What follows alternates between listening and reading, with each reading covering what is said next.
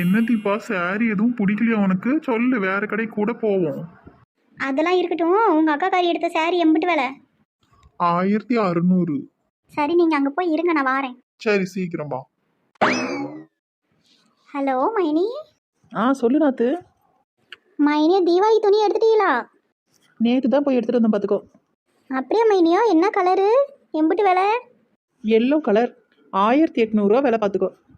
அப்படியே மைனியோ, சரி சரி சரி, நான் வைக்கிட்டா? சரி தீபா, நீ துணி எடுத்துட்டியோ? இல்லை மைனியோ, இன்னைக்கு தான் எடுக்கணும் பார்த்துக்கோங்க. சரி தீபா, நான் வைக்க என்ன. ஏன் நாத்தனாக்காரி 1600க்கு எடுத்திருக்கா, மைனிக்காரி 1800க்கு எடுத்திருக்கா. நாம் எப்படியும் ஒரு 2000க்கு மேலே எடுத்துடணும். தீபா, இந்த எல்லோ சாரி பாரு, நல்லா இருக்கு. ம் என் மைனிக்காரியும் எல்லோ கலர் தான் எடுத்திருக்கேங்க. அந்த கலர் எதுக்கு நம்மளும் எடுக்கணும்? அது இல்லாமல் ரேட்டும் 1200 தானே போட்டிருக்கு. நாம் 2000க்கு மேலே எடுக்கணும். இது 2500 வருது ரேட்டு. கலரும் என்ன அழகாக இருக்குது. இந்த இப்போதைக்கு ட்ரெண்டுக்கு ஏற்ற மாதிரி இருக்குது. இதையே எடுத்துருவோம்.